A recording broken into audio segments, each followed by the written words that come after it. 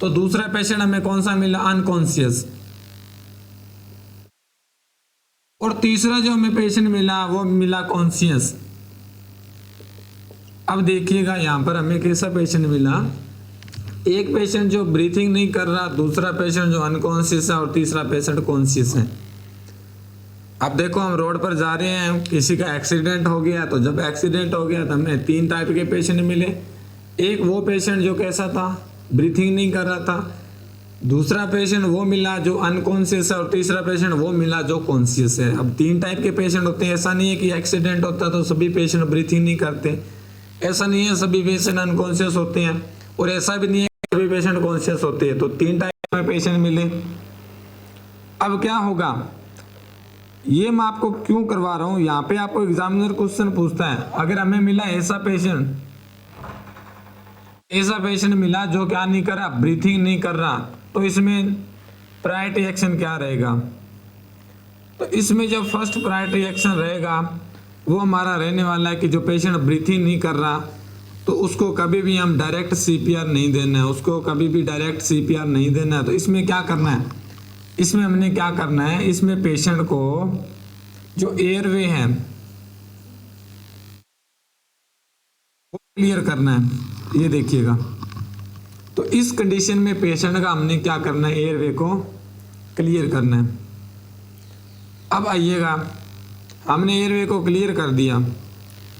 इस एयरवे को क्लियर करने के बाद अब एयरवे कैसे क्लियर करना है मैंने आपको बताया।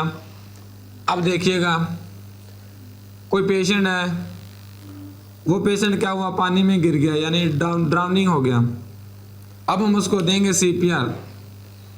अगर उसको दे दिया हमने वेंटिलेशन, अब उसके मुंह में पानी भरा हुआ है और पानी में कभी भी जो ऑक्सीजन है वो ट्रेवल नहीं करती, इसलिए सबसे पहले उसका एयरवे को क्या करना है, हमने क्लियर करना है।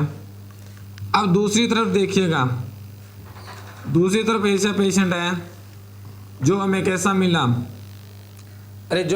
मिला, अनकॉन्शियस मिला। अब हम बात करें नॉट ब्रीथिंग। अब नॉट ब्रीथिंग का मतलब है कि पेशेंट क्या नहीं कर रहा, ब्रीथिंग नहीं कर रहा। अब हमें कैसे पता चलेगा कि पेशेंट ब्रीथिंग नहीं कर रहा, अब हमने कैसे पता करना है पेशेंट ब्रीथिंग नहीं कर रहा, तो कैसे हम डिटेक्ट करेंगे पेशेंट है वो ब्रीथिंग कर रहा है या नहीं कर रहा। तो इसको डिटेक्ट करने का क्या रहता है, एक मेथड रहता है कि पेशेंट ब्रीथिंग कर रहा है या नहीं कर रहा है। इसको डिटेक्ट करने के लिए क्या रहता है, मेथड रहता है। क्या मेथड रहता है, सबसे पहले हमने क्या करना है, पेशेंट को क्या करना है, लुक। सेकंड क्या आता है, लिसन। और तीसरा आता है फील। ये 3 चीजें इंपॉर्टेंट रहती है कि पेशेंट को लुक मतलब देखो, पेशेंट गिरा पड़ा है तो पेशेंट को देखो, क्या देखना है कि पेशेंट ब्रीथिंग कर रहा है या नहीं कर रहा है। इस ब्रीथिंग को डिटेक्ट करने के लिए हम क्या करते हैं, लुक। लुक का मतलब होता है देखना। हम इस पेशेंट को देख रहे हैं, और वो कैसे देखेंगे इस पेशेंट को, तो इस पेशेंट को जो देखेंगे कि पेशेंट की जो चेस्ट है, वो अप एंड डाउन, या तुझे कह सकते हो राइज एंड फॉल। अब देखिएगा, ये मेथड होता है।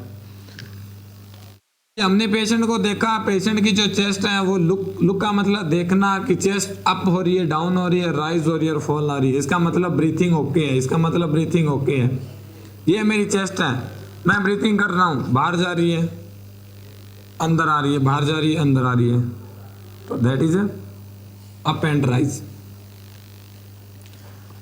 अब नेक्स्ट वन क्या आएगा इसमें, नेक्स्ट वन आएगा लिसन। तो लिसन का मतलब होता है कि कोई भी जो वॉइस है उसको सुनना। ठीक है, अब लिसन में क्या आएगा कि हम उसे सुनेंगे, और कैसे सुनेंगे कि कोई पेशेंट है वो रेस्पिरेशन कर रहा है, ब्रीथिंग कर रहा है, तो क्या होता है कि ड्यूरिंग ब्रीथिंग उसकी साउंड आती है। अब नॉर्मल पर्सन है वो गिरा पड़ा है, तो जब गिरा पड़ा होगा तो क्या होता है, वो ये तो है नहीं कि पर्सन नॉर्मल है, नॉर्मल पर्सन की तरह वो ब्रीथिंग लेगा, वो क्या करेगा, ऐसे लंबे ले, ऐसे ऐसे सांस लेगा तो क्या होगा, उससे साउंड आएगी। क्लियर। इसका मतलब होता है उसको साउंड को सुनना, साउंड को क्या करना, सुनना। और तीसरी चीज जो रहती है इसमें वो हम ऑब्जर्व करेंगे, फील। लुक, लिसन और फील, ये तीन चीजें आती है। फील का मतलब होता है उसको, उस पर्सन को फील करना, कि हमने फील करना है कि जो पर्सन है उसको रेस्पिरेशन वाली फीलिंग आ रही है या नहीं आ रही। क्लियर। तो ये हम क्या करेंगे, फील करेंगे। अब देखिएगा यहां पर क्या है, पर्सन को हमने देखा, उसकी chest and rise up and down नहीं हो रही, लिसन उसके साउंड नहीं आ रही, फीलिंग उसको रेस्पिरेशन वाली बिल्कुल नहीं आ रही। तो क्या करेंगे, एयरवे को क्लियर करना है। अरे क्या करना है, एयरवे को क्लियर करना है। सबसे पहले एयरवे को क्लियर करेंगे। और मैंने कल आपको क्वेश्चन बताया था, ये वाला मैंने आपको कल ये जो क्वेश्चन आपको वो बताया था। सबसे पहले आप क्या करोगे, तो सबसे पहले अगर किसी की रेस्पिरेशन नहीं आ रही है तो कभी भी डायरेक्ट हमने कंप्रेसर नहीं देना है। अगर कंप्रेशन देंगे तो क्या होगा, वेंटिलेशन इफेक्टिव नहीं होगा। इसलिए हमने क्या करना है, एयरवे क्लियर करना है। ये आपकी फर्स्ट प्रायोरिटी, एयरवे क्लियर। आई बात समझ में, अरे आई बात समझ में। चले नेक्स्ट।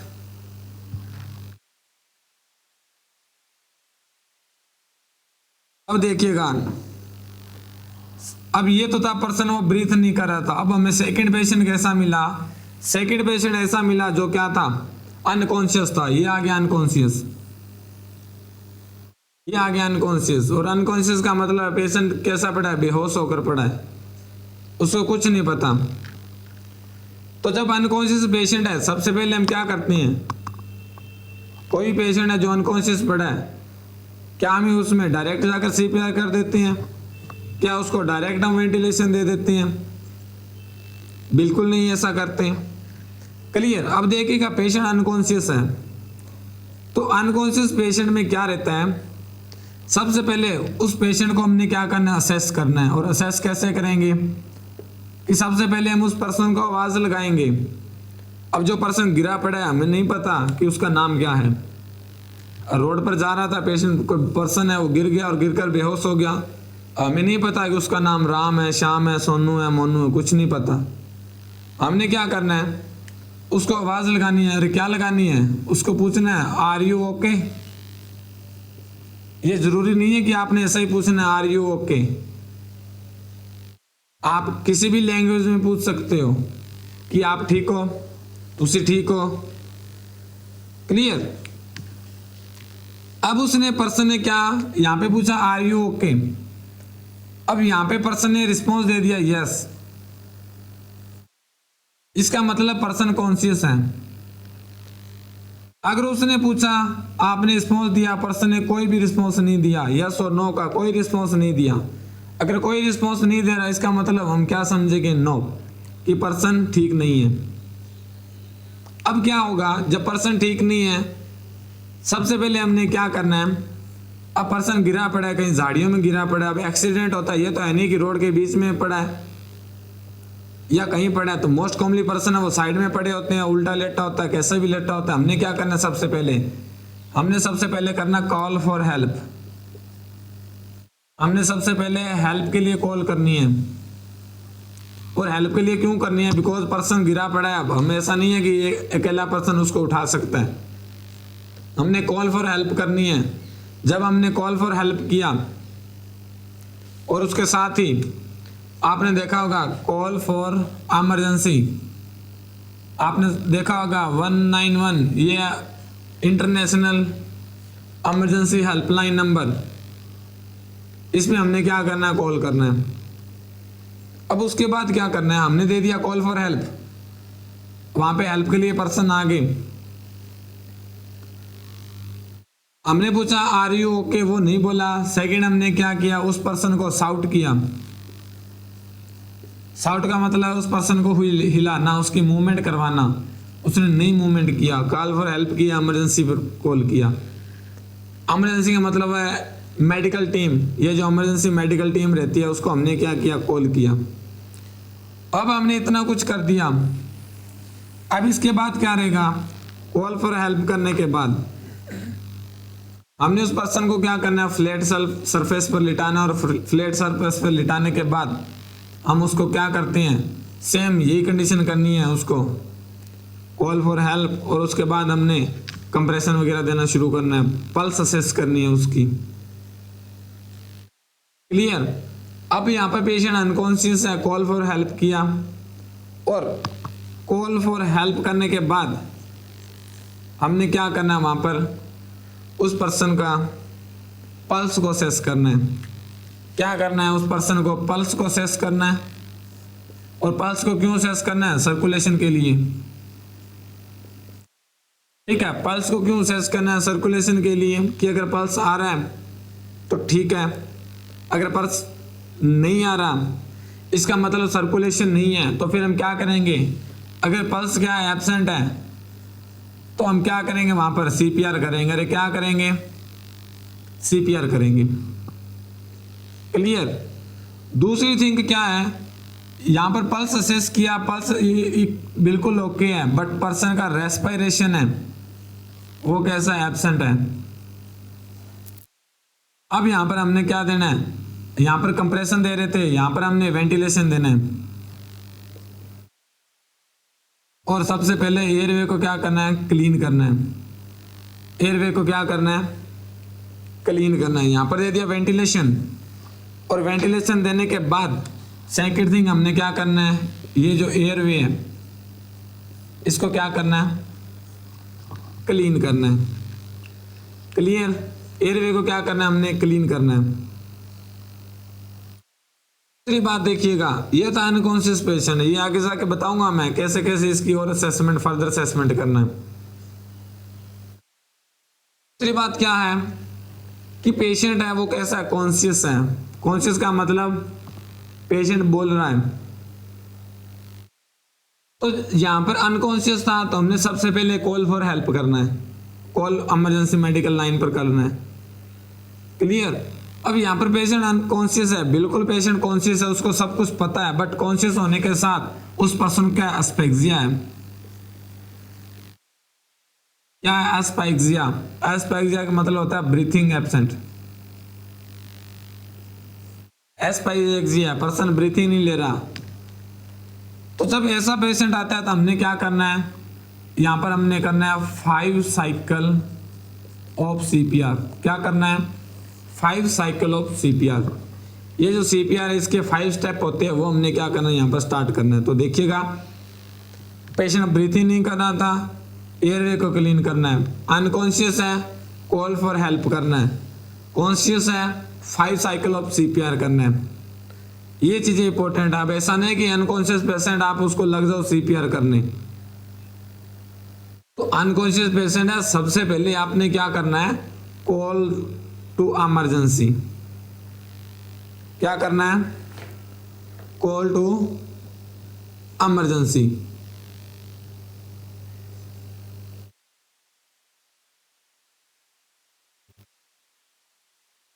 कोई बात नहीं, आपको रिकॉर्ड क्लास मिल जाएगा, डोंट वरी। आपको रिकॉर्ड क्लास मिल जाएगा, जिसने क्लास मतलब लाइव सुनना है वो लाइव सुन सकते हैं। रिकॉर्ड क्लास वो आपको ऐप के ऊपर अवेलेबल हो जाएगा। तो यहाँ पर हमने किया 5 साइकिल ऑफ सीपीआर। यहाँ पर हमने क्या करना है, इमरजेंसी मेडिकल लाइन को क्या करना है, कॉल करना है, और उसके बाद सीपीआर करना है। क्लियर। जब तक एम्बुलेंस नहीं आती तब तक आपने क्या करना है, यहाँ पर सीपीआर करना है। यहाँ पर क्या करना है, सीपीआर करना है। क्लियर। अब देखिएगा नेक्स्ट वन, इसमें क्या रहता है। अब नेक्स्ट वन जो आपका जो सीपीआर है, इसमें क्या रहता है कि मैंने आपको बताया था,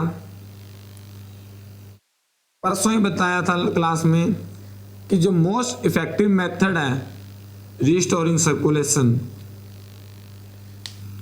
कि पर्सन है, उस पर्सन में क्या नहीं आ रहा, पल्स, और पल्स कैसी है, एब्सेंट है, या पल्स कैसी है, डिक्रीज है। तो यहां पर मोस्ट जो इफेक्टिव मेथड रहता है वो क्या रहता है,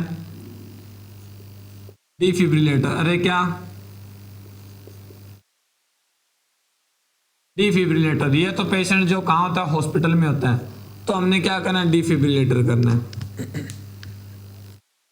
सेकंड थिंग है, यहाँ पर पर्सन कैसा है, हॉस्पिटल में नहीं है, तो जब पेशेंट कहाँ है, हॉस्पिटल में नहीं है, आउट ऑफ हॉस्पिटल है, आउट ऑफ हॉस्पिटल अगर कहीं पर्सन है तो वहाँ पर डिफिब्रिलेटर अवेलेबल नहीं है, तो वहाँ पर हम क्या करते रहते हैं, तो वहाँ पे हमने क्या करना है, सीपीआर। अरे क्या करना है, सीपीआर करना है। देखिएगा यहाँ पर दो क्वेश्चन बन रहे हैं, अगर पल्स लेस विक्टिम है या पल्स एब्सेंट है, पल्स डिक्रीज है, तो हमने डिफिब्रिलेटर देना हॉस्पिटल में, बट पेशेंट कहीं रोड पर है तो वहाँ पर डिफिब्रिलेटर नहीं होता हमारे पास, हम फिर क्या करते हैं, उसको डायरेक्ट सीपीआर देते हैं। क्या देना, डायरेक्ट सीपीआर देना।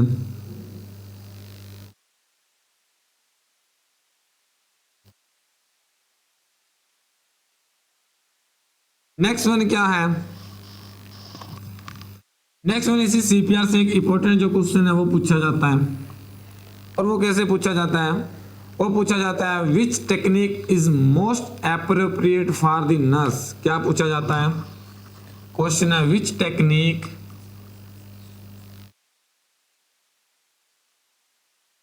is most appropriate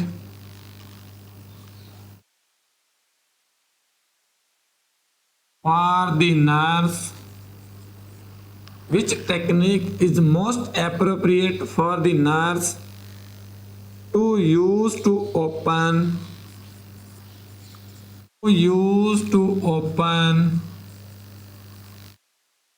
airway, to use to open airway of a victim who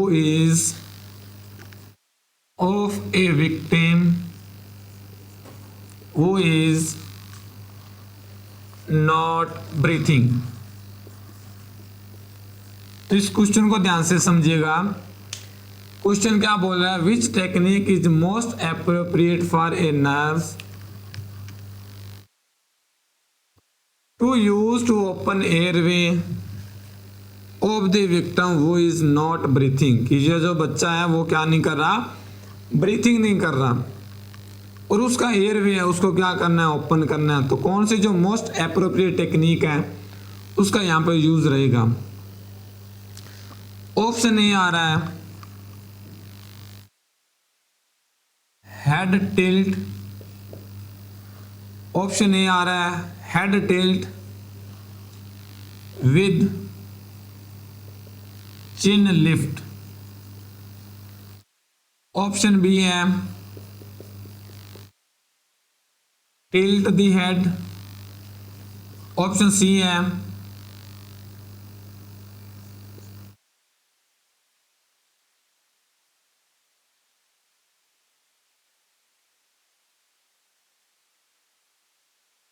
chin lift with jaw thrust manoeuvre, jaw thrust manoeuvre, और ऑप्शन डी है ऑल द अबव। तो क्या यहां पर राइट आंसर रहने वाला है, इंपॉर्टेंट क्वेश्चन है कि एक पर्सन है, उस पर्सन का आपने क्या करना है, ब्रीथिंग नहीं मिल रही, तो ब्रीथिंग नहीं मिल रही तो आपने एयरवे को क्या करना है, ओपन करना है। तो कौन सा जो मेथड है वो आप यहां पर यूज करने वाले हो।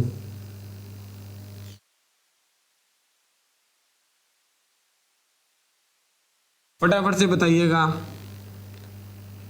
तो ऑप्शन ये है हेड को हमने क्या करना है, टिल्ट करना है। अरे क्या करना है, हमने हेड को टिल्ट करना है, हेड को क्या करना है, टिल्ट करना है with chin lift. Head tilt का मतलब रहता है कि ये देखिएगा, ये नॉर्मल पर्सन है, ये हेड है उसका, तो आपने हेड को क्या करना है, यहाँ पर पीछे की तरफ कर देना, ये हो गया हेड टिल्ट। उसके बाद ये जो माउथ है पर्सन का, ये ओपन रहता है, इसको हमने क्या करना है, ऐसे टू फिंगर से क्या करना है, ऐसे हमने टू फिंगर से क्या करना है, उसको क्लोज करना है, उसको बोलते हैं लिफ्ट। लिफ्ट का मतलब होता है उठाना। तो हेड को हमने ऊपर करना है, क्लियर। उसके बाद चिन को क्या करना है, हमने लिफ्ट करना है। ये देखिएगा, ये रहता है इफेक्टिव, ये रहता है मोस्ट इफेक्टिव। तो हमने क्या करना है, फर्स्ट प्रायोरिटी, तो यहाँ पे राइट ऑप्शन जो रहने वाला है वो कौन सा है, हेड को हमने क्या करना है, टिल्ट करना है, विद चिन को क्या करना है, लिफ्ट। लिफ्ट का मतलब होता है ऊपर की तरफ उठाना। ये हमने ऊपर की तरफ उसको क्या करना, उठाना है। क्लियर। और हेड टिल्ट, टिल्ट का मतलब होता है हेड को क्या कर देना, हाइपर एक्सटेंशन कर देना, हाइपर एक्सटेंशन। ये कर दिया हमने hyper extension. Tilt the head, अब टिल्ट तो हेड को तो टिल्ट करेंगे बट चिन को भी क्या करना है हमने, लिफ्ट करना है। तो ये ऑप्शन रॉन्ग है, ऑल अबव नहीं आएगा। चिन लिफ्ट विद जा थ्रस्ट मैनवर, ये इंपॉर्टेंट रहने वाला है। ये देखिएगा, ये इंपॉर्टेंट रहने वाला है। ये कैसे इंपॉर्टेंट है, अगर इसी क्वेश्चन को एग्जामिनर क्या कर रहा है, आपको घुमाकर पूछ रहा है और उसने यहाँ पर ऑप्शन को क्या कर दिया, चेंज कर दिया। उसने पूछा use to open the airway of a victim who is not breathing, और यहीं पे उसने क्वेश्चन को चेंज कर दिया, not breathing but patient have cervical injury. अब इतना सा क्वेश्चन को घुमा दिया एग्जामिनर ने कि पेशेंट को क्या है, सर्वाइकल इंजरी है। अब सर्वाइकल का मतलब रहता है सर्वाइकल वर्टिब्रा, और इंजरी किसकी है, स्पाइनल कॉर्ड की। अरे किसका है, स्पाइनल कॉर्ड का, सर्वाइकल वर्टिब्रा की। ठीक है, अभी देखिए इतना से ही क्वेश्चन घुमाया उसने और इतने से भी आपका ऑप्शन चेंज हो जाएगा। तो जब यहां पर अगर बात करें हम पेशेंट को क्या है, सर्वाइकल इंजरी है, तो सर्वाइकल इंजरी में कभी भी हम पेशेंट की जो नेक, आपने देखा होगा जब भी सर्वाइकल का इंजरी होता है तो हम उसकी जो मूवमेंट है उसको रोक देते हैं। तो जब ऐसा एग्जामिनर क्वेश्चन पूछ रहा है कि पेशेंट को क्या सर्वाइकल इंजरी है, तो कभी भी हम यहाँ पर क्या नहीं करते हैं, हेड को टिल्ट और चिन को लिफ्ट नहीं करना।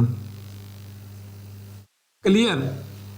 तो यहाँ पे जो आपका ऑप्शन आएगा वो देखिएगा, ये ऑप्शन आ रहे हैं आपके, जा थ्रस्ट मैनवर। क्या आ रहा है, जो थ्रस्ट मैनवर।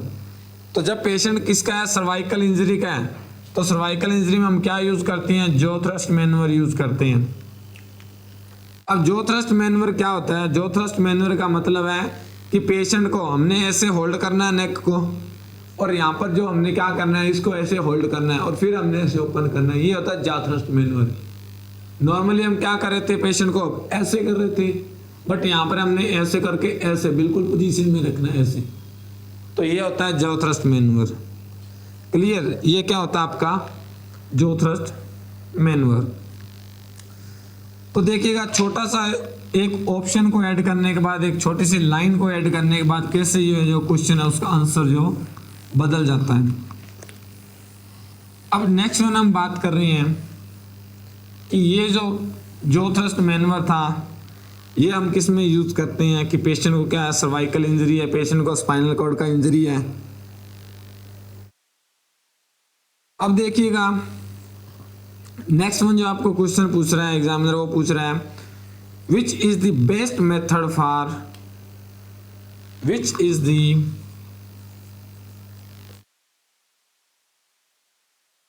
बेस्ट मेथड और which is the best method for determining of the victim, determining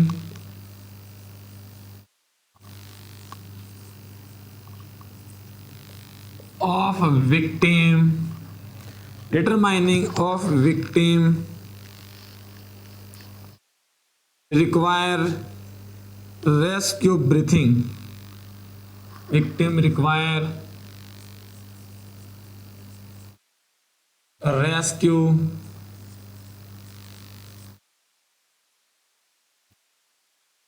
breathing। तो देखिएगा which is the best method for determining of victim require rescue breathing, कि कौन सा बेस्ट मेथड है जो हम डिटरमाइन करेंगे और जिसको क्या चाहिए, रिक्वायर रेस्क्यू ब्रीथिंग। कि कौन सा मेथड है जिससे हम पता लगाएंगे कि उसको रिक्वायर है रेस्क्यू को किसकी, ब्रीथिंग की। तो फटाफट से बताइएगा। तो यहाँ पर हम रेस्क्यू ब्रीथिंग की अगर बात करें तो जब भी किसी का रेस्पिरेशन नहीं आ रहा तो देखिएगा पेशेंट यहाँ पर दो तरह का अरेस्ट होता है। एक जो अरेस्ट होता है वो होता है कार्डियक अरेस्ट, और एक जो अरेस्ट होता है वहां पर वो होता है पल्मोनिक अरेस्ट। एक होता है कार्डियक, एक होता है पल्मोनिक। कार्डियक का मतलब रहता है रिलेटेड टू हार्ट, पल्मोनिक का मतलब रहता है रिलेटेड टू लंग्स, और लंग्स का काम है ऑक्सीजन करना, और कार्डियक का, हार्ट का काम है सर्कुलेशन। ये देखिएगा, इसका काम है सर्कुलेशन और इसका काम है ऑक्सीजन। अब हम किसकी बात कर रहे हैं, ब्रीथिंग की, और ब्रीथिंग का मतलब रहता है वेंटिलेशन, और वेंटिलेशन कौन करवाता है, लंग्स करवाता है। अरे कौन करवाता है, लंग्स करवाता है। तो जब भी किसी को कार्डियक का अरेस्ट आता है तो इसमें जो मोस्ट कॉमन जो रहता है मेथड वो होता है डिफिब्रिलेटर। अरे क्या होता है, डिफिब्रिलेटर, और उसके बाद क्या होता है, सीपीआर। तो सबसे प्रायोरिटी पहले देनी हमने डिफिब्रिलेटर। अगर प्री हॉस्पिटल पेशेंट है, हॉस्पिटल में नहीं है, तो उसको हम क्या देते हैं, सीपीआर देते हैं। बट यहां पर क्या है पर्सन का, यहां पर पर्सन का जो हार्ट है वो बिल्कुल ओके है। पर्सन का जो हार्ट है वो कैसा है, बिल्कुल ओके है। प्रॉब्लम कहाँ है, ऑक्सीजन नहीं आ रही है। तो यहाँ पर हम क्या करते हैं, फिर हम यहाँ पर कंप्रेसर देने की जरूरत नहीं है, हम फिर यहाँ पर वेंटिलेशन देते हैं। अरे क्या देते हैं, वेंटिलेशन। हमने क्या देना है, वेंटिलेशन। और वेंटिलेशन देने से पहले हमने क्या चेक करना है कि उसका जो ब्रीथिंग है वो नॉर्मल तो नहीं है। क्लियर, हमने क्या चेक करना है, उसका ब्रीथिंग। और ये एग्जामिनर ने पूछा best method for determining victim require, वो रिक्वायर रेस्क्यू ब्रीथिंग, कि जिसको रेस्क्यू ब्रीथिंग की जरूरत है। हमने क्या असेस करना है यहाँ पर हमने असेस करना है एब्सेंट ऑफ नॉर्मल ब्रीथिंग। हमने क्या चेक करना है यहाँ पर, एब्सेंट ऑफ नॉर्मल ब्रीथिंग, कि ये जो नॉर्मल ब्रीथिंग है वो एब्सेंट तो नहीं है। ये चीज हमने क्या करनी है, यहाँ पर डिटेक्ट करनी है। क्लियर, अरे ये चीज हमने क्या करनी है, डिटेक्ट। अगर एग्जामिनर क्वेश्चन पूछ रहा है कि कार्डियक भी अरेस्ट है और पल्मोनिक, ये दोनों ही अरेस्ट है, अगर बोथ अरेस्ट है चुपचाप क्या कर देते हैं, सीपीआर। फिर हमने क्या करना है, सीपीआर। फिर हमने क्या करना है, सीपीआर करना है। Clear,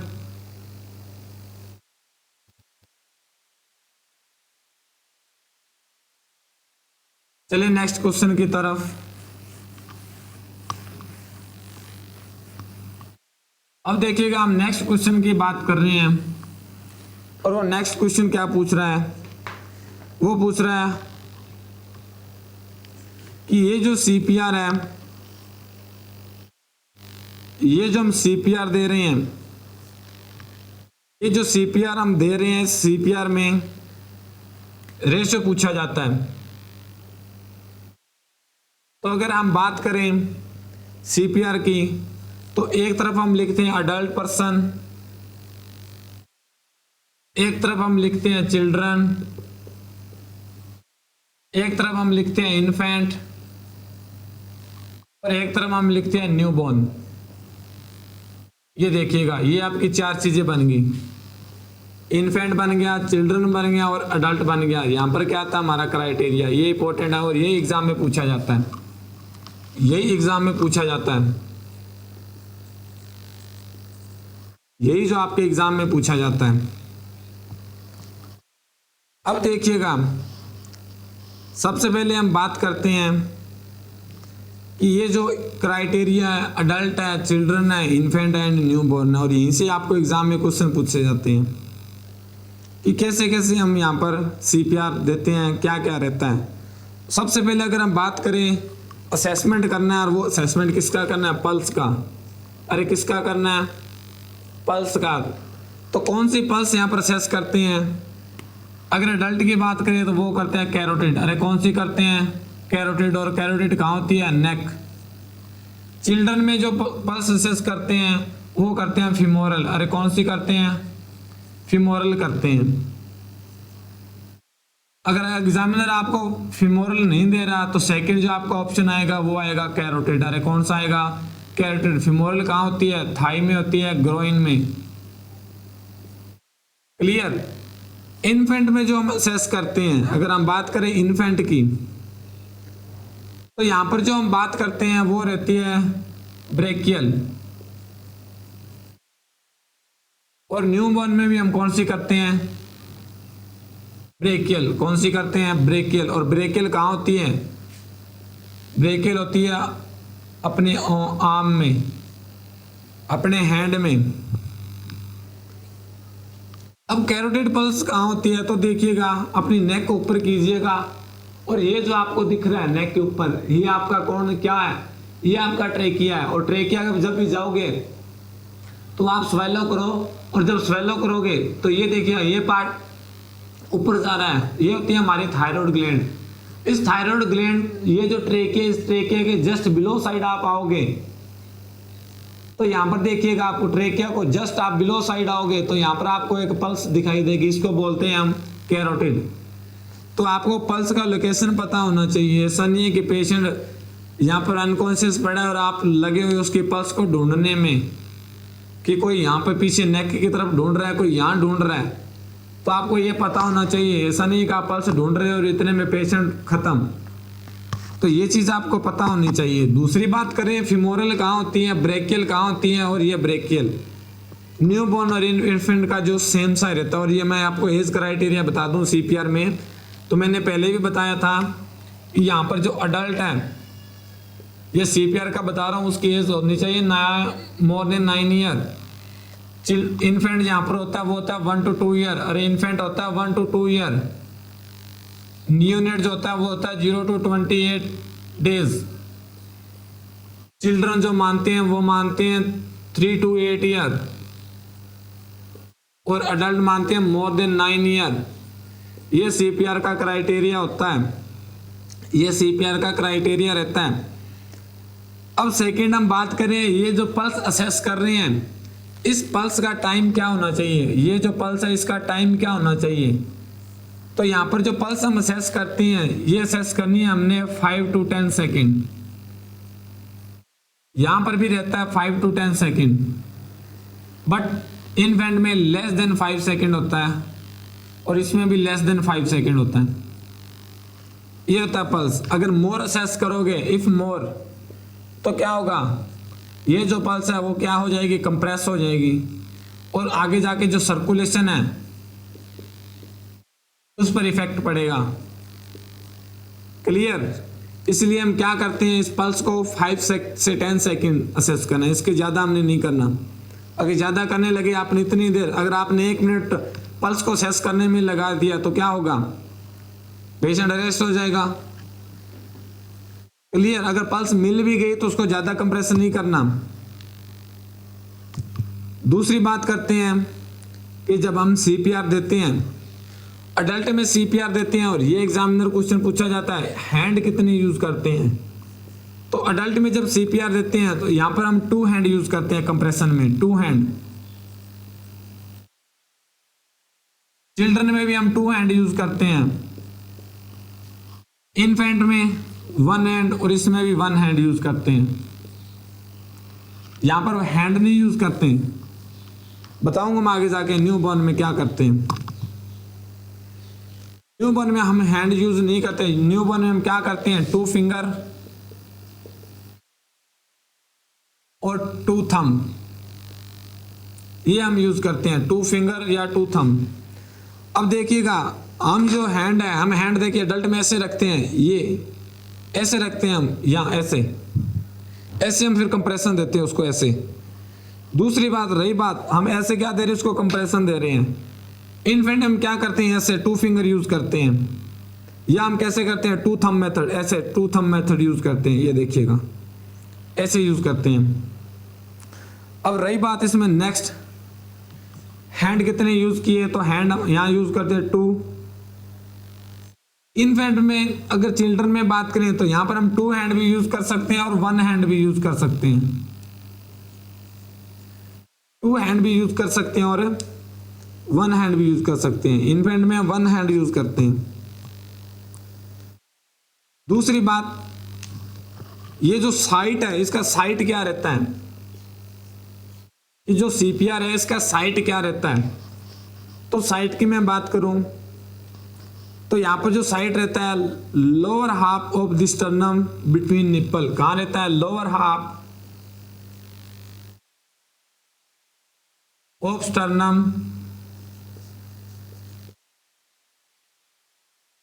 between nipple. ये जो निप्पल रहता है उसके कहा होनी चाहिए, बिटवीन होना चाहिए। क्लियर। लोअर हाफ का मतलब है ये देखिएगा, ये आपका स्टर्नम है। इस स्टर्नम का आप 3 पार्ट में डिवाइडेशन कर दो। क्लियर। जब 3 पार्ट में डिवाइड करोगे तो ये आपका जो स्टर्नम बन गया, इसको बोलते हैं हम लोअर हाफ। ये कौन सा है, लोअर हाफ है। क्लियर। ये कौन सा है, लोअर हाफ। यहां पर क्या देते हो आप, सीपीआर देते हो। अगर चिल्ड्रन की बात करें तो चिल्ड्रन में जो पोजीशन रहता है वो सेम रहता है। चिल्ड्रन में क्या करना है, सेम पोजीशन रहता है इसका, लोअर हाफ सेम रहता है। बट यहां बात करें किसकी, यहां बात करें इन्फेंट की और यहां बात करें न्यूबॉर्न की, यहां पर सेम नहीं रहता। यहां पर जो हम यूज करते हैं ये स्टर्नम यूज करते हैं, मिड स्टर्नम।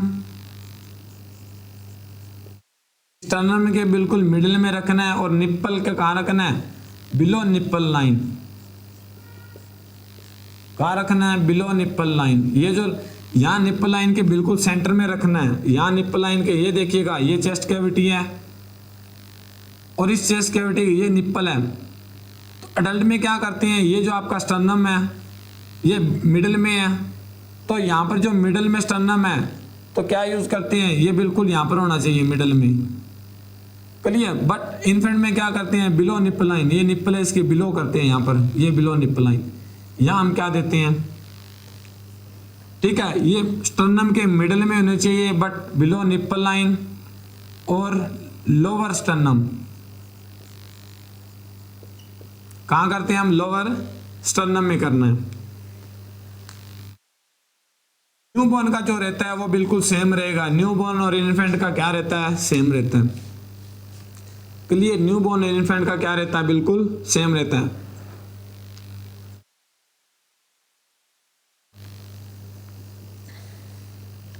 अरे आई बात समझ में। अब देखिएगा, ये तो हमने पढ़ा कि उसका पल्स कहां सेस करना है। दूसरा हमने पढ़ा कौन सी आर्टरी को सेस करना है।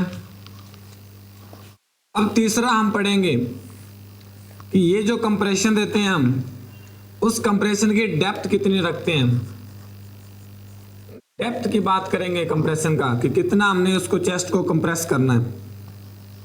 तो यहां पर मैं डेप्थ की बात करूं तो यहां पर हम यूज करते हैं 2 इंच। अरे कितना देना है, 2 इंच, या हम बोल सकते हैं 5 सेंटीमीटर। क्लियर। दूसरा मैं बात करूं चिल्ड्रन का तो ये भी सेम रहता है, 2 इंच या आप बोल सकते हो 5 सेंटीमीटर, ये बिल्कुल सेम रहता है। बट रही बात किसकी, इन्फेंट और न्यूबॉर्न की, तो ये जो न्यूबॉर्न होता है इसमें हम देते हैं हाफ से लेकर 0.25 इंच। अरे कितना, हाफ से लेकर 0.25 इंच, या आप बोल सकते हो 2 to 3 सेंटीमीटर। कितना, 2 to 3 सेंटीमीटर। और यहाँ भी बिल्कुल क्या रहता है, सेम रहता है। यहाँ भी बिल्कुल क्या रहता है, इन्फेंट का दे रहे हो तो बिल्कुल क्या रहेगा, सेम रहेगा। तीसरा बात करें, ये जो कंप्रेशन है ये कितना देना है, वेंटिलेशन है ये कितना देना है, ये आपने कंप्रेशन कितना देना है और वेंटिलेशन कितना देना है। तो यहां पर देखिएगा, ये जो अडल्ट है इसमें जो देते हैं वो देता है 30 रेशियो 2, 30 कंप्रेशन और 2 वेंटिलेशन। 30 कंप्रेशन देने के बाद 2 क्या देने हमने वेंटिलेशन देना। चिल्ड्रन में जो रहता है 30:2, बट सीपीआर देने वाले बंदे कितने हैं? अगर 1 रेस्क्यू है तो देते हैं 30:2। अगर सीपीआर देने वाले 2 पर्सन है तो हमने क्या देना है 15:2। यहां पर डिपेंड करता है कि सीपीआर देने वाले पर्सन कितने हैं, 1 पर्सन है, 2 पर्सन है। अगर 1 पर्सन है तो हम क्या देते हैं 30:2 और 2 पर्सन है तो क्या देंगे 15:2। तीसरी बात हम बात करें, ये जो इन्फेंट है और ये जो न्यू बॉर्न है, तो न्यू बॉर्न में हम क्या यूज करते हैं 3:1। क्या यूज करना है 3:1। ये इन्फेंट का इंपॉर्टेंट नहीं है, एग्जामिनर इन्फेंट का नहीं पूछता, ज्यादातर किसका पूछता है न्यू बॉर्न का ही पूछता है। तो यहाँ पर 3 क्या देंगे हम चेस्ट कंप्रेशन देंगे और 1 क्या देंगे वेंटिलेशन देंगे। यहाँ पर हम फास्ट देते हैं। इन्फेंट छोटा रहता है, न्यू बॉर्न छोटा होता है, 1 पर्सन इसको इजीली दे सकता है। 1 पर्सन क्या इसको इजीली सीपीआर दे सकता है, क्लियर। 1 पर्सन क्या दे सकता है सीपीआर दे सकता है। दूसरी हम बात करें कि ये जो हम सीपीआर दे रहे हैं, इस सीपीआर में जो कंप्रेशन देते हैं वो 30 देते हैं। अगर हम बात करें इवेंट की, इवेंट कितना रहता है यहाँ पर, तो ये जो इवेंट रहता है यहाँ पर ये देते हैं हम 100 कंप्रेशन। और कितनी देते हैं 100 कंप्रेशन देते हैं। यहाँ भी क्या रहता है 100 रहता है, बट यहाँ पर टोटल इवेंट कितना होता है 120। अरे कितना होता है 120 इवेंट्स। कितना होता है 120 इवेंट्स। दूसरी हम बात करें कि ये जो हम कंप्रेशन देते हैं, तो इस कंप्रेशन के बाद हम वेंटिलेशन कितना देते हैं, यानी ब्रीथ कितना देते हैं, और ये भी एग्जाम में पूछा जाता है। तो यहां पर जो हम ब्रीथ देते हैं वो कितना ब्रीथ देना है, तो यहां पर एवरी 5 to 6 सेकेंड में क्या देना है ब्रीथ देना है। एवरी 5 to 6 सेकेंड में हमने क्या देना है ब्रीथ देना है। और एवरी 5 to 6 सेकेंड का मतलब है कि ये जो ब्रीथ देते हैं वो लगभग 10 to 12 ब्रीथ। अरे कितना बन जाता है 10 to 12 ब्रीथ। तो 1 मिनट में हमने क्या देना है 10 to 12 जो ब्रीथ है वो हमने उस पर्सन को देना है, क्लियर। 10 to 12 ब्रीथ जो है वो हमने क्या देना है इस पर्सन को देना है।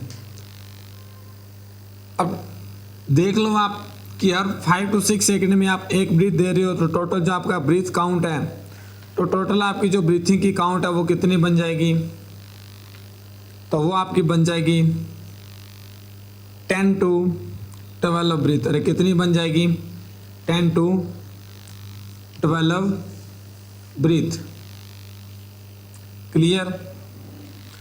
अब एग्जामिनर यही नहीं छोड़ने वाला, वो पूछेगा चिल्ड्रन में कितनी देते हो। तो चिल्ड्रन में जो हम ब्रीथिंग देते हैं उसको आपने थोड़ा सा बढ़ाना है। वो कैसे बढ़ाना है, तो चिल्ड्रन में आप क्या करते हो 3 to 5 सेकेंड में आप क्या देते हो ब्रीथ देते हो। 3 to 5 सेकेंड में आपने क्या देना है यहाँ पर ब्रीथ देना है।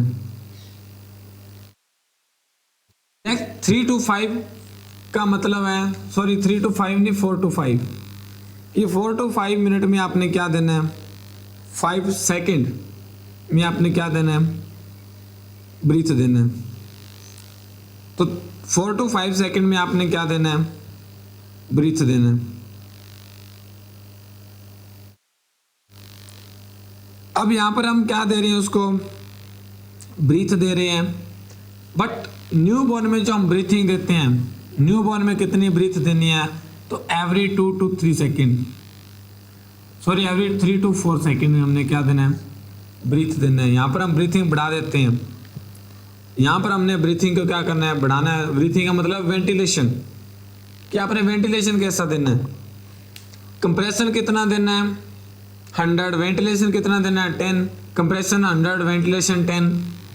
ठीक है, यहाँ पर वेंटिलेशन बढ़ा देते हैं, यहाँ पर लगभग ये आपका बन जाता है लगभग 15-16। हम इतना वेंटिलेशन देते हैं बिकॉज ये जो अडल्ट रहता है, इस अडल्ट का ये जो लंग्स है, ये अडल्ट का लंग्स है, ये अडल्ट का लंग्स बड़ा होता है। आपने देखा होगा एक ट्यूब होता है, लंग्स क्या है, एक ट्यूब है, उस ट्यूब के अंदर क्या भरी रहती है, एयर भरी रहती है। अब ये जो अडल्ट का लंग्स है वो होता है एक ट्रक का टायर होता है, और उसका जो बड़ा ट्यूब होता है उसमें आपने देखा होगा उसमें काफ़ी सारी हमने हवा डालनी होती है, तो ये होता है उसका। तो अडल्ट का जो लंग्स होता है वो एक ट्रक के ट्यूब के जैसा होता है, बड़ा सारा। अब चिल्ड्रन है, उसका बेचारे का क्या रहता है, छोटा सा होता है, मोटरसाइकिल का ट्यूब मान लो आप। और ये जो न्यू बॉर्न है उसका लंग्स तो और भी छोटा होता है, साइकिल के ट्यूब का जैसा होता है। तो सोचो साइकिल के ट्यूब को हवा भरने के लिए हमने हल्का सा ब्रीथ करना पड़ता है, हल्के से पंप मारने पड़ते हैं। तो ये तो 3 to 4 सेकेंड हमने ब्रीथ देना है। बट अडल्ट के लिए हमने क्या करना है, लगातार उसको 5 to 6 सेकेंड हम ब्रीथ देंगे, तब जाके उसके लंग्स के अंदर हवा भरेगी। काफ़ी सारा बड़ा लंग्स होता है उसका। अगर आपने ऐसा नहीं किया तो वो ब्रीथिंग है वो इफेक्टिव ही नहीं होगा। आप दे रहे हो उसको CPR बट वेंटिलेशन नहीं दे रहे तो क्या होगा। मैंने बताया था लास्ट क्लास में कि ये जो वेंटिलेशन है, ये जब भी पर्सन अरेस्ट होता है, तो जब भी पर्सन अरेस्ट होता है तो क्या रहता है कि जब भी पर्सन अरेस्ट होता है, अब अरेस्ट क्यों होता है, अरेस्ट होने का कारण है कि ये पर्सन का जो हार्ट है, अरेस्ट होने का कारण क्या है, ये पर्सन का क्या है, हार्ट है, ये पर्सन का क्या है, लंग्स है। और इन दोनों को कंट्रोल कौन कर रहा है, एक राजा, और वो राजा कौन है, ब्रेन। ये देखिएगा ब्रेन। अब यहाँ पर क्या होता है, ये जो हार्ट है, इस हार्ट से क्या निकलती है, आर्टरी निकलती है। ये देखिएगा, ये हार्ट का राइट साइड है और ये हार्ट का लेफ्ट साइड है। यहाँ पर लेफ्ट वेंट्रिकल है और ये राइट वेंट्रिकल है। लेफ्ट वेंट्रिकल से क्या निकलता है, आपका ओर्टा निकलता है। और इस ओर्टा से हम बात करें सेंडिंग ओर्टा है, इसी ओर्टा से क्या निकलता है, आपके कोरोनरी आर्टरी निकलती है। क्या निकलती है, कोरोनरी आर्टरी, और वो किसको सप्लाई देती है, हार्ट को। और ये जो ओर्टा है, इंटरनल ओर्टा, कहाँ जा रहा है, हमारे ब्रेन में जा रहा है। अरे कहाँ जा रहा है, इंटरनल ओर्टा। और इस इंटरनल ओर्टा की ब्रांच आती है आगे इंटरनल कैरोटिड आर्टरी। क्या जाती है, इंटरनल कैरोटिड आर्टरी। अब इस राइट वेंट्रिकल से क्या निकलता है, पल्मोनरी आर्टरी। क्या निकलती है, पल्मोनरी आर्टरी। और वो लंग्स में जाती है क्या, ऑक्सीजन, डीऑक्सीनेशन ब्लड लेकर। और इस लंग्स से क्या निकलता है, फिर पल्मोनरी वेन निकलती है। और पल्मोनरी वेन कहाँ के ओपन होती है, ये हार्ट के लेफ्ट एट्रियम में। कहाँ होती है, लेफ्ट एट्रियम, पल्मोनरी वेन। ये देखिएगा ऐसा रहता है। अब क्या होता है, अरे ममता कोई डाउट है क्या, वॉइस क्लियर आ रहा है, कुछ ऐसा प्रॉब्लम तो नहीं है। अब देखिएगा नेक्स्ट वन क्या रहता है कि ये जो पल्मोनरी आर्टरी है, राइट वेंट्रिकल है, ये डीऑक्सीनेशन ब्लड लंग्स के पास लेके जा रही है ऑक्सीजन के लिए। अब पर्सन अरेस्ट हो जाता है तो क्या होता है, ये जो कैरोटिड आर्टरी है, सॉरी कोरोनरी आर्टरी, ये जो कोरोनरी आर्टरी किसको सप्लाई देती है, हार्ट को। और हार्ट को भी तो जिंदा रहने के लिए ब्लड चाहिए। अगर हार्ट में ब्लड नहीं आएगा तो क्या होगा, हार्ट तभी तो अरेस्ट होता है। अब जब भी ब्रेन को पता चला कि ब्रेन के पास ऑक्सीजन नहीं आई, ब्रेन ने क्या किया, कंपनसेट करना, ओके नो प्रॉब्लम। तो क्या हुआ, अब यहाँ पर बंदे का लंग्स है और बंदे का ब्रेन है और बंदे का ये हार्ट है।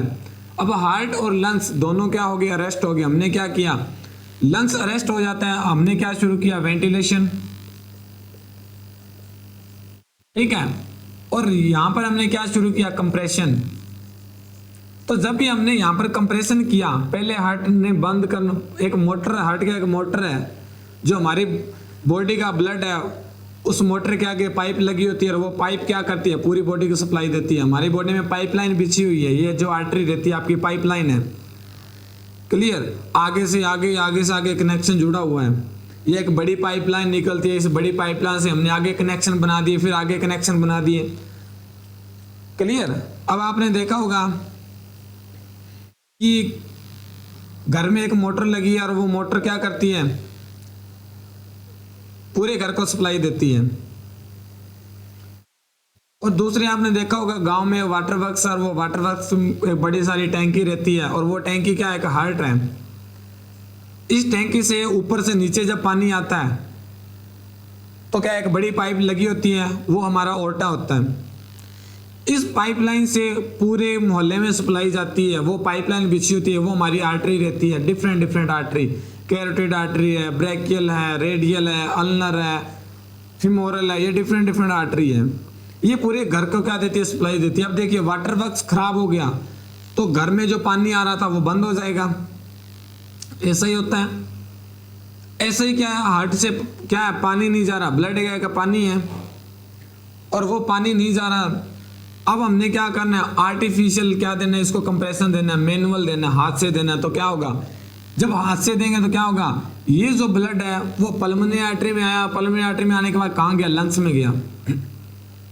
अब लंग्स क्या है, लंग्स में हम क्या दे रहे हैं, वेंटिलेशन दे रहे हैं।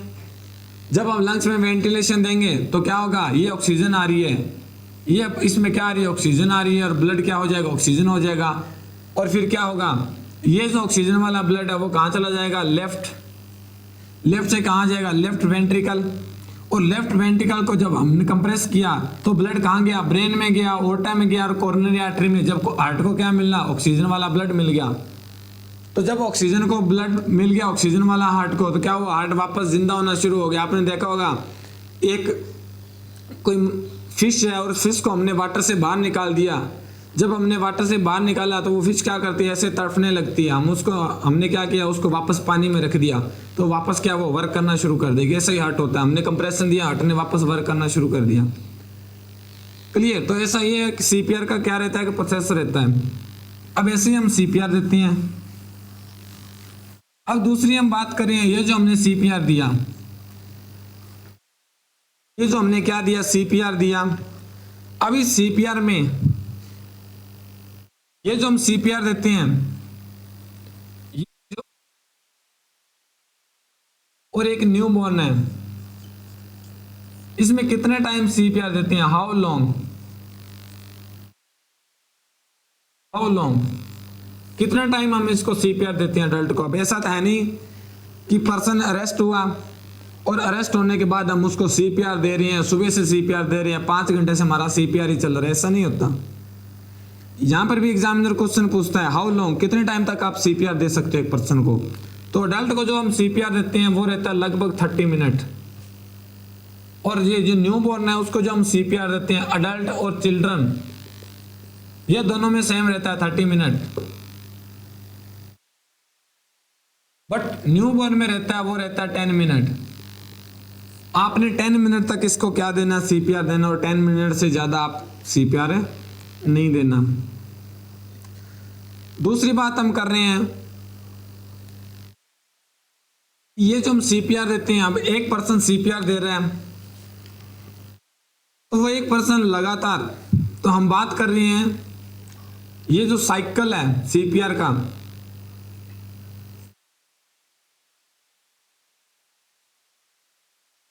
ये जो सीपीआर का क्या है, साइकिल है। और दूसरा हम बात करें रेस्क्यू, हम किसकी बात करें, रेस्क्यू की बात कर रहे हैं कि ये जो रेस्क्यू है, इस रेस्क्यू को चेंज कब करना है। तो ये जो रेस्क्यू है इसको चेंज कब करना है,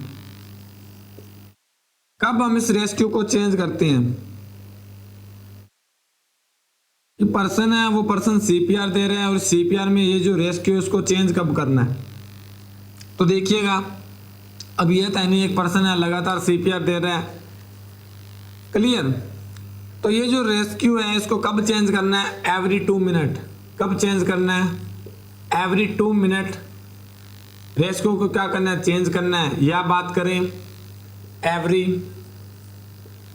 5 साइकिल, एवरी 5 साइकिल उसने 5 कंप्रेशन वेंटिलेशन 5 साइकिल उसने कंप्लीट किए। ठीक है, तब हम क्या करते हैं, इसको चेंज करते हैं।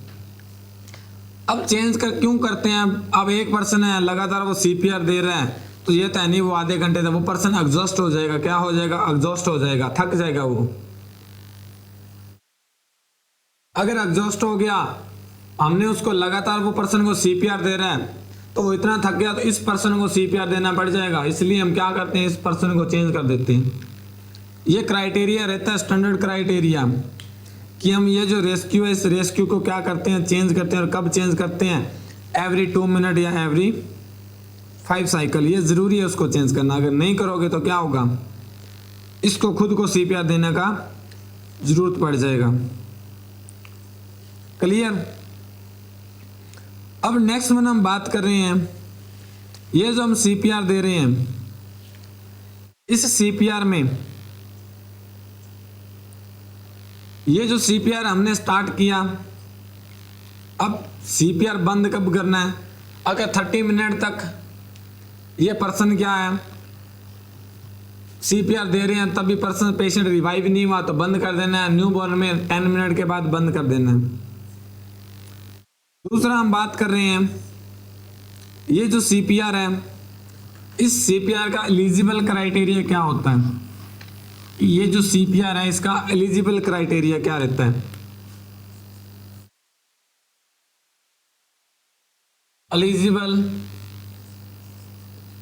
क्राइटेरिया, एलिजिबल क्राइटेरिया क्या होता है इस सीपीआर का, वो हम यहां पर पढ़ने वाले हैं।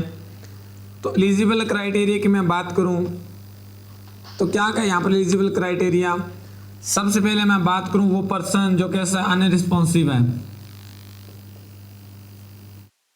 उस पर्सन का कोई भी रिस्पॉन्स नहीं आ रहा, तो वो एक एलिजिबल क्राइटेरिया में माना जाता है। दूसरा मैं बात करूं ब्रीथिंग,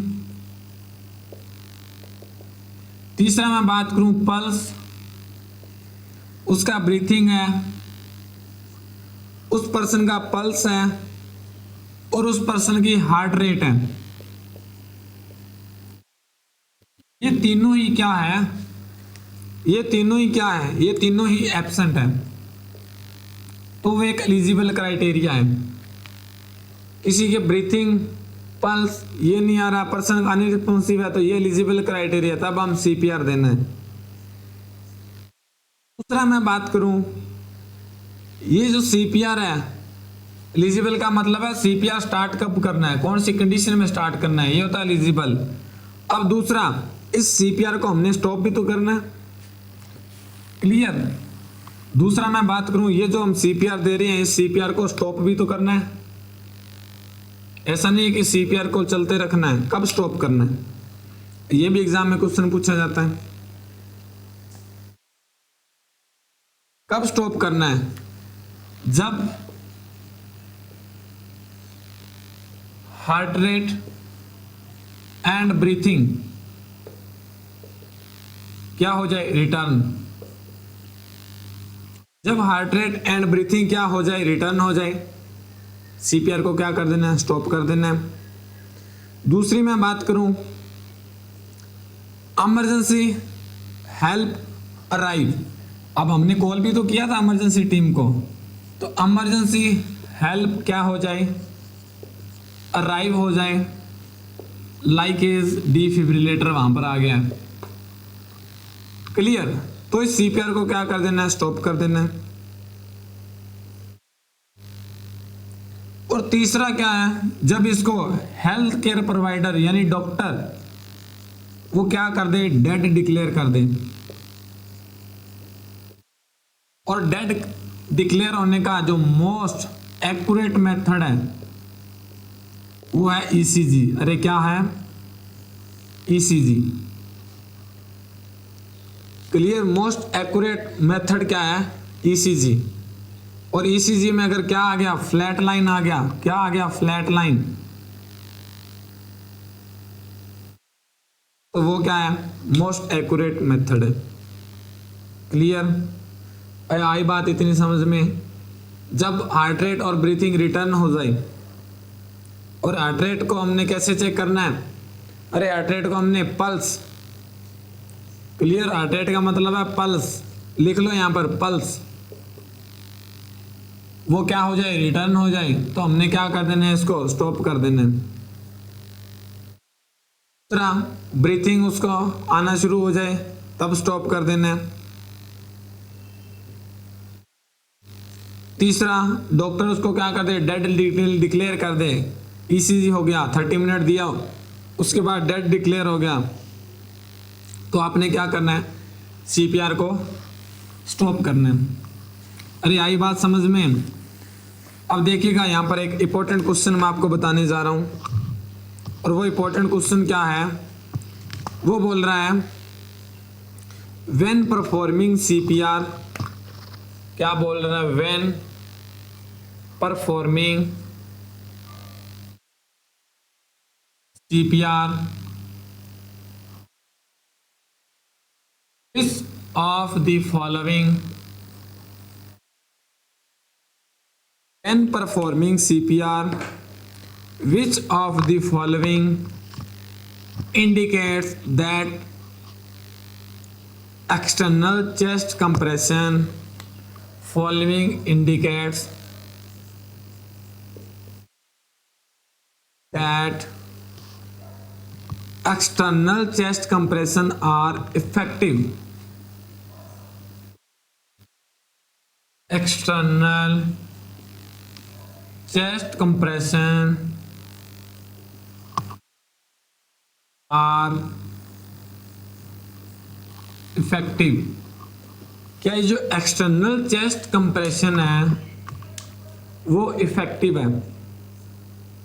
तो देखिएगा, when performing CPR, which of the following indicates that external chest compression are effective? Option A आ रहा है आपको pupillary,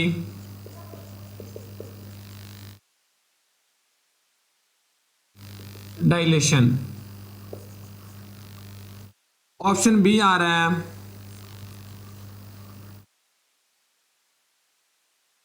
changes in skin colour. Option C आ रहा है palpable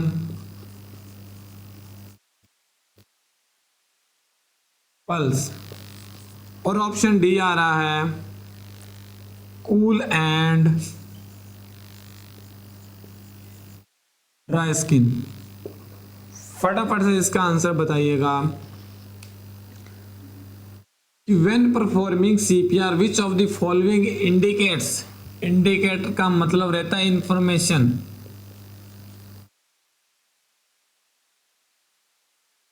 that external chest compression are effective. कि हमें कैसा पता चलेगा कि हम जो एक्सटर्नल चेस्ट कंप्रेशन दे रहे हैं उसको चेस्ट के ऊपर, उसका जो रिजल्ट है वो हमें मिल गया है। तो फटाफट से इसका आंसर का पढ़िएगा और फटाफट से इसका आंसर दीजिएगा।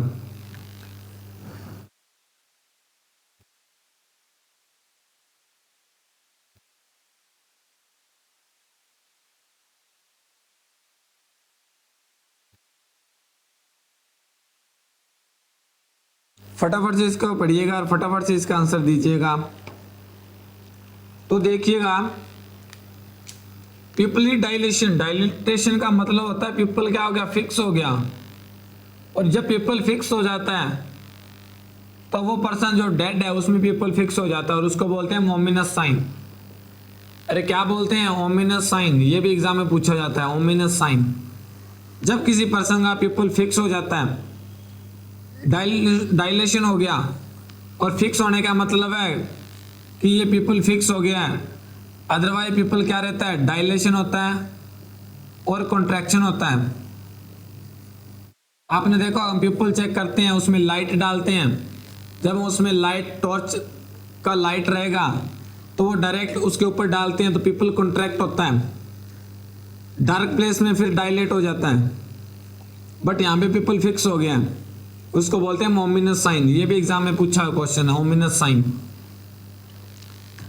दूसरा, स्किन कलर, अगर पिपल डायलेशन हो गया तो ये तो इफेक्टिव नहीं है।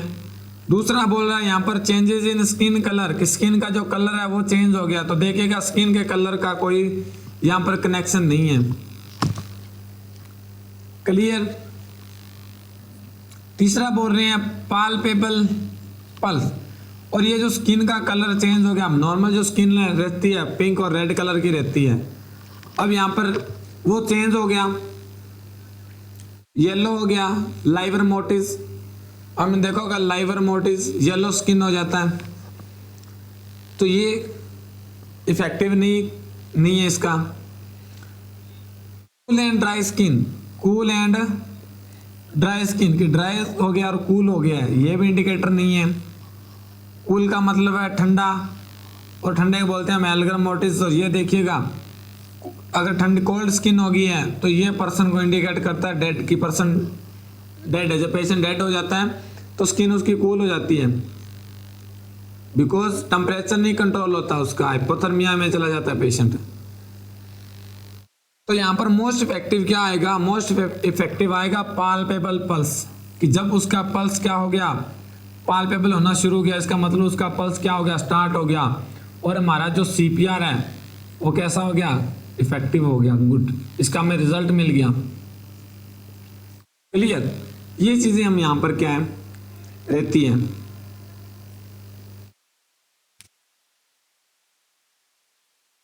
अब देखिएगा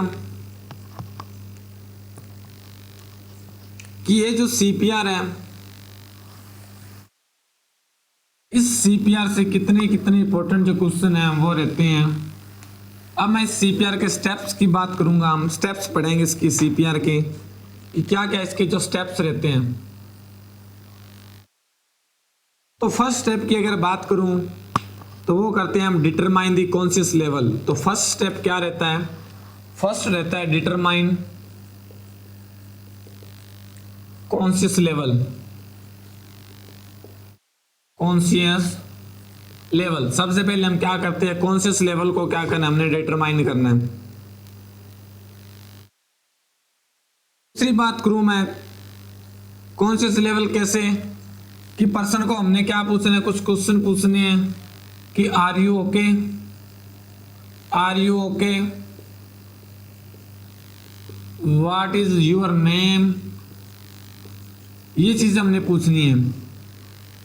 अगर फिर भी नहीं बोला पर्सन तो सेकंड हमने क्या करना है, उसको स्टाउट करना है या उसको शेक करना है पेशेंट को, शेकिंग बाय शोल्डर, शोल्डर से शेक करना। ऐसा नहीं है कि उसकी टांग को पकड़ कर घुमा दिया पर्सन को, इसकी टांग को ऊपर नीचे कर रही है, ये शेकिंग नहीं है। शोल्डर से उसको शेक करना है, यहाँ से पकड़ना है पेशेंट को, शेक करना है। और जब शेक करते हैं पर्सन की नेक और ये ऊपर जानी चाहिए। और एक चीज का ध्यान रखना, अगर उसका फ्रैक्चर हो रखा है,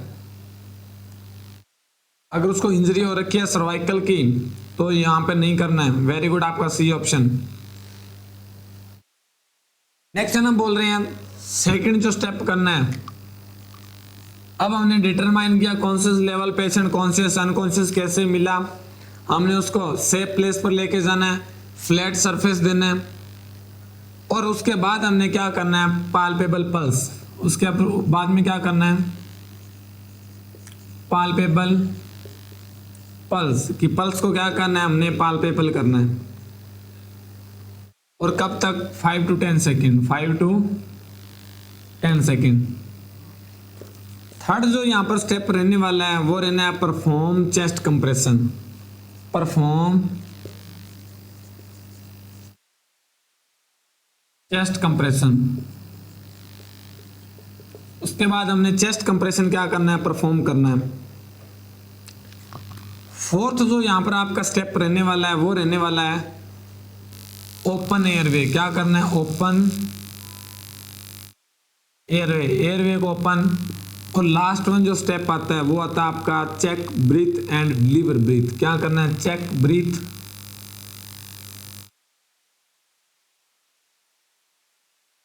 एंड इट्स डिलीवर, कि ब्रीथ को चेक करना है। ये आपके 5 स्टेप होते हैं सीपीआर के। ये आपके सीपीआर के क्या है, 5 स्टेप है। फटाफट से इसको नोट कर लीजिएगा, 5 स्टेप ऑफ सीपीआर, कि क्या 5 स्टेप ऑफ सीपीआर यहां पर रहता है। और जब भी हम किसी पेशेंट की क्या करते हैं, असेसमेंट करते हैं, जब भी हम किसी पेशेंट की क्या करते हैं, असेसमेंट करते हैं, और वो पर्सन के जैसे अगर अडल्ट है तो उस अडल्ट में अगर हम बात करें step of assessment,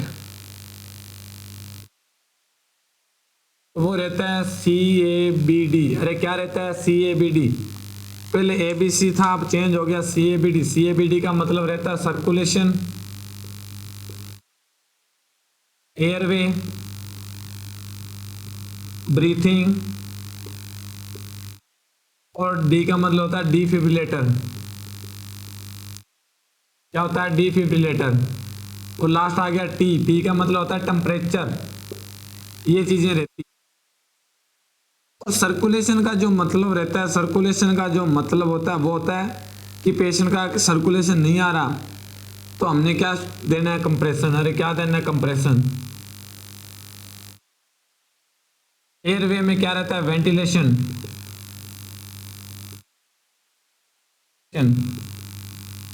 clear? Airway में क्या आता है?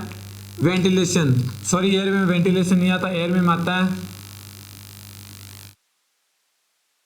Open mouth and clear. Ventilation आता है ब्रीथिंग में। और डिफिब्रिलेटर क्या आता है? ऑटोमेटेड, इसको बोलते हैं ADF। अरे इसको बोलते हैं ADF, ऑटोमेटेड डिफिब्रिलेटर। क्या बोलते हैं? Automated defibrillator. और इसमें क्या देते हैं हम? इलेक्ट्रिक करंट देते हैं। क्या देते हैं? इलेक्ट्रिक करंट देते हैं इसमें, डिफिब्रिलेटर में।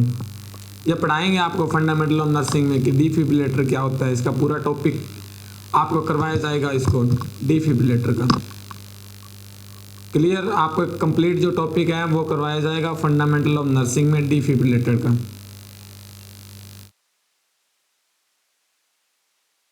अब नेक्स्ट वन हम बात कर रहे हैं, ये तो बात की अडल्ट में।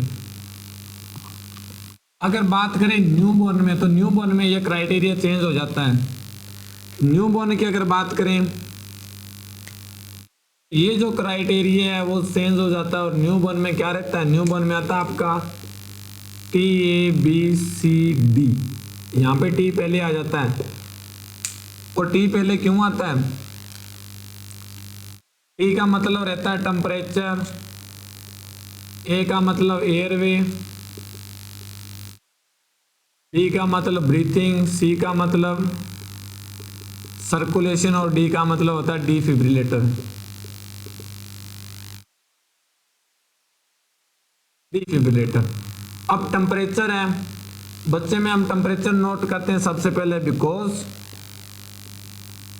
Risk of hypothermia. अरे किसका रिस्क रहता है? हाइपोथर्मिया। और इसी हाइपोथर्मिया को हम क्या बोलते हैं? Silent killer disease. Silent killer disease in newborn वो कौन है? हाइपोथर्मिया। और अडल्ट में क्या रहता है? हाइपरटेंशन। ये साइलेंट किलर डिजीज है।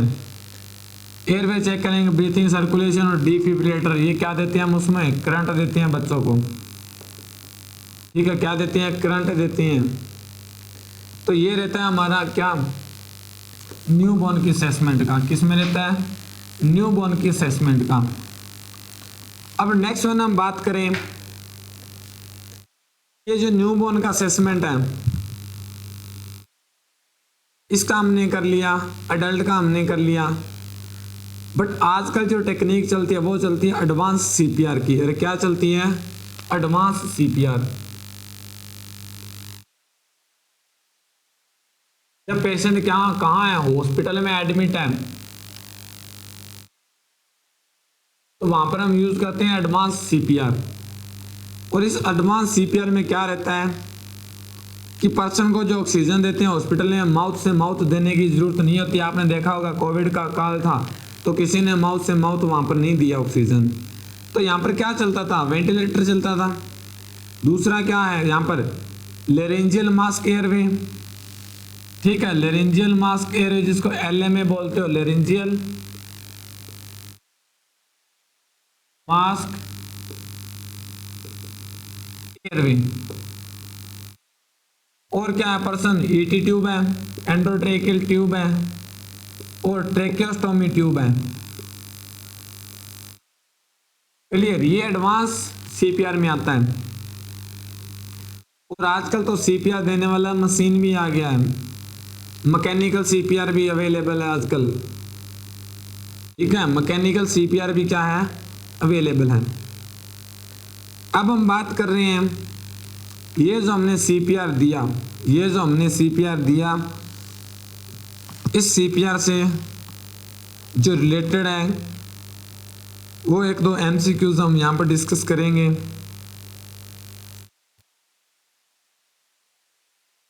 और वो कैसे हम डिस्कस करेंगे, एक पर्सन है,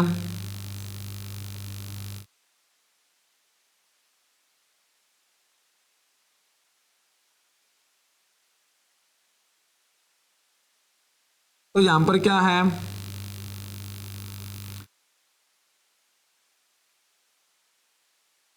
कुछ एक दो जो इंपॉर्टेंट एमसीक्यूज हैं वो यहां पर हम डिस्कस करेंगे।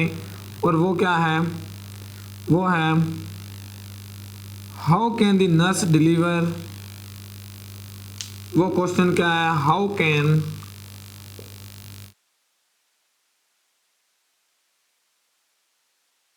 ए nurse deliver an, how can a nurse deliver an effective volume of air, effective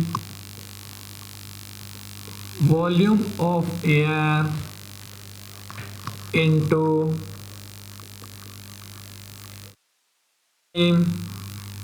lungs who have not breathing, who have not breathing, कि जो पर्सन है वो क्या नहीं कर रहा, ब्रीथिंग नहीं कर रहा, तो उसका जो मोस्ट इफेक्टिव है वो कैसा रहेगा। तो ऑप्शन ए है mouth should be wide open,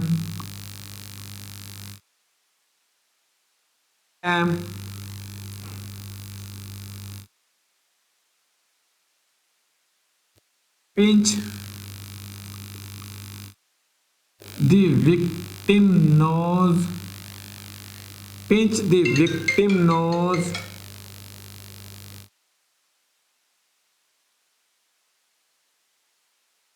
cut CM, open the nose